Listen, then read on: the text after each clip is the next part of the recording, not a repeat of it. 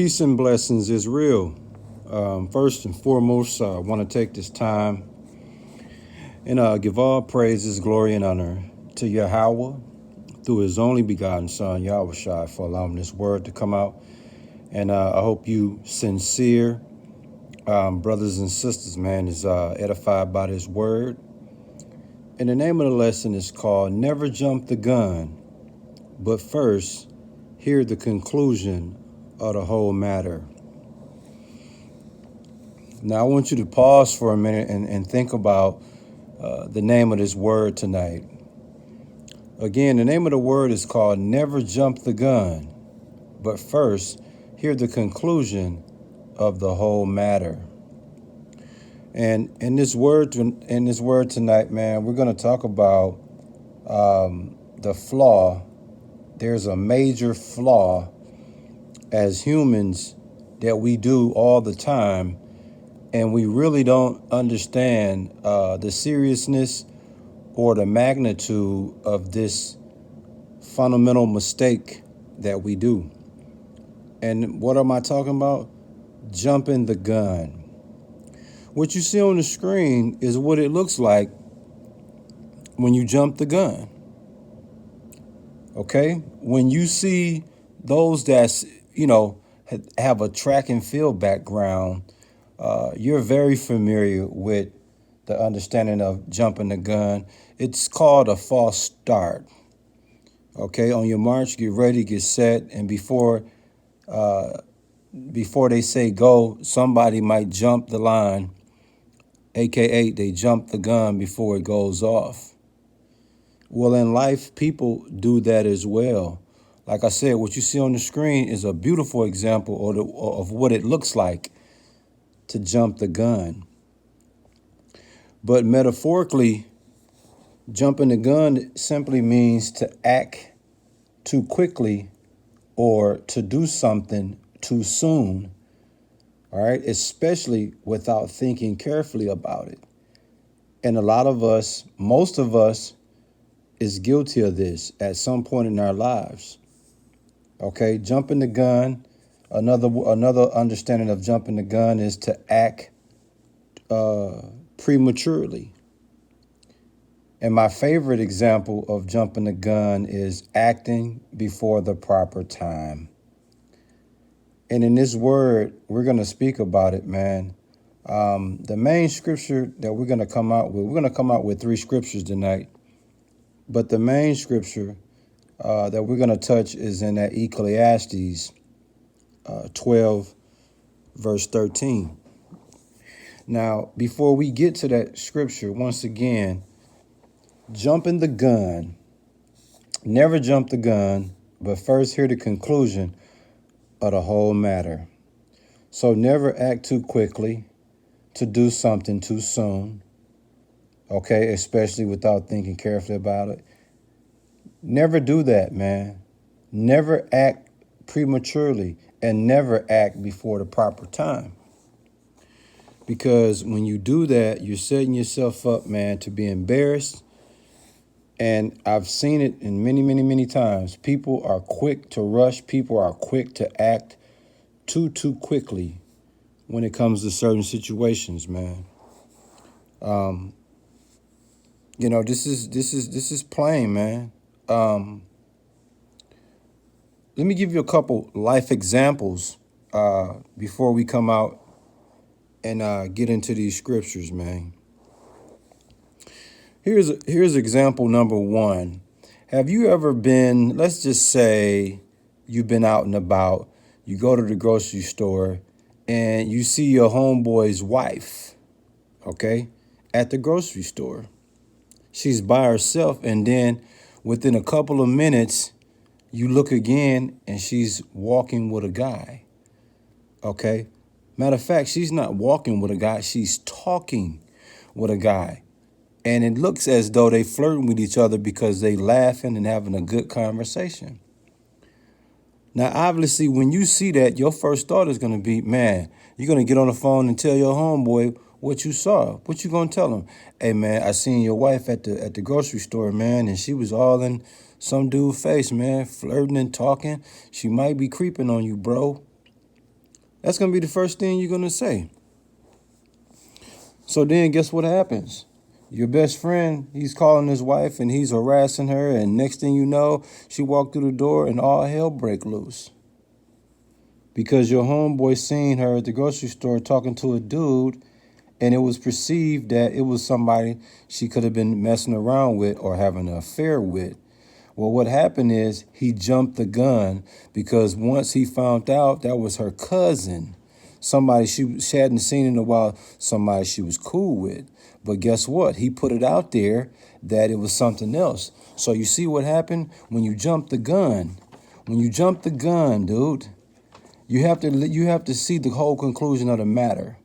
He jumped the gun. That's one life example of why you never jump the gun. Another example is you could see something. What's another good example of jumping the gun? You could, my spiritual brother always used this analogy. Let's say you catch your spouse cheating on you, and you walk into the room or the bedroom, and the guy, he hadn't penetrated yet, but he was just about to penetrate, and the wife says, I didn't do nothing, or nothing didn't happen. Well, of course, nothing didn't happen because you walked in on it, but had he not walked in on it, it would have happened, right? Well, let me give you a scenario where you could jump the gun in a situation. Once again, you might see your spouse with her ex, might be out and about with her ex, right? And you don't even know it's their child's birthday. And so they meeting up to give the daughter a surprise birthday party. But if one of your people see them, they're going to say, oh, man, I seen your ex with her dude, or, you know what I'm saying? Something must be going on. So right away, you're gonna judge that and say, okay, you're going to react differently. But then when you find out later they was putting together a surprise birthday party and it wasn't nothing going on, then you're going to look stupid. That's what happens when you jump the gun, man. What's the name of the lesson again? It tells you, it says, never jump the gun, but first hear the conclusion of the whole matter. In Ecclesiastes 12, verse 13, it says, let us hear the conclusion of the whole matter. Fear Yahweh and keep his commandments, for this is the whole duty of man.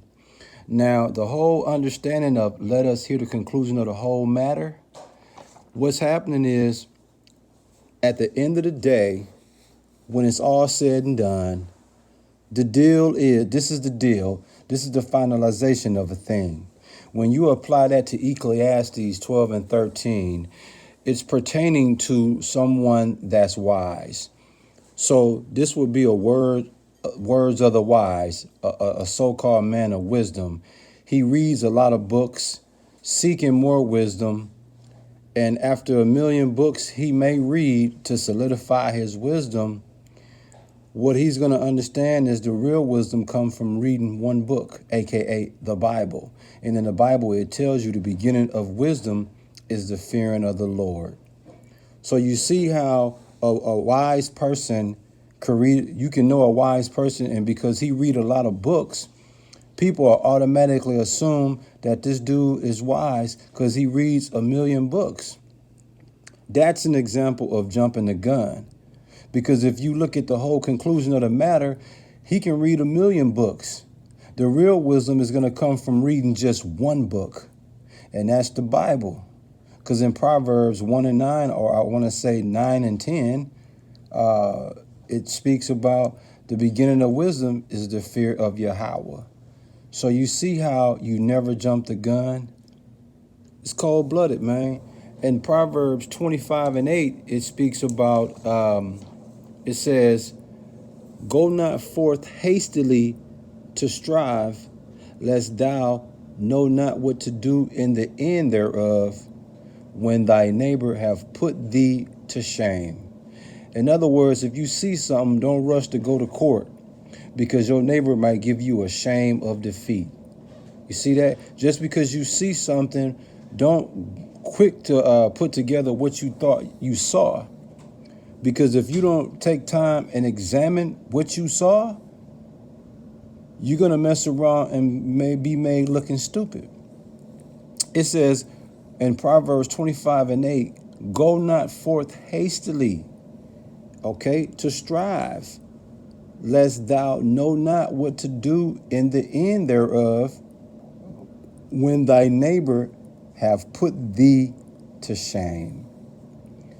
This is another example of, man, don't jump the gun, man. Just because you see something, don't rush to go to court, man. Search out the whole matter of that situation. Because you act too fast, because you act too quick, because you act prematurely, man, and not knowing the whole situation, your neighbor is going to clown you in the courtroom. You see that?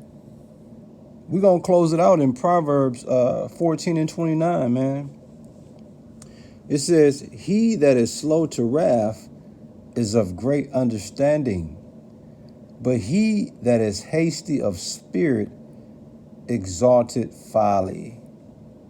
Whoa, that's a cold one, man. That's a cold one right there. Now analyze what Proverbs 14:29. This is also another beautiful example of never jumping the gun. It says, he that is slow to wrath is of great understanding. Let's just pause right there for a minute. A man of great understanding is a good sign of a man of great understanding is to be slow to wrath. You see, think about it. If he acts too quickly, when wrath comes, guess what's going to happen? He's going to get into some folly, man. So guess what happens? But he has great understanding, so he's not going to jump the gun when something goes wrong, or when it's drama, or when it's animosity. You see? Proverbs 14:29, it says, he that is slow to wrath is of great understanding, but he that is hasty of spirit exalted folly. See that? He that jumpeth the gun when it comes to dealing with his spirit and his emotions, he's going to go the folly route. You see that? But all you have to do is just pause for a minute and analyze everything and move appropriately. Be smart about it. You see? Jumping the gun, man, we do it all the time, man. And a lot of us don't even really realize that we do it, but we do it all the time, man. What's the name of the word? Never jump the gun, but first hear the conclusion of the whole matter, man. That's cold-blooded, man. I hope you sincere brothers and sisters was edified by this word, and we give all praises, glory, and honor to Yahweh through his only begotten son, Yahushua, for allowing this word to come out. And hey, listen, man, keep Yahweh through his only begotten son, Yahushua, first, and stay prayed up, man. Shalom.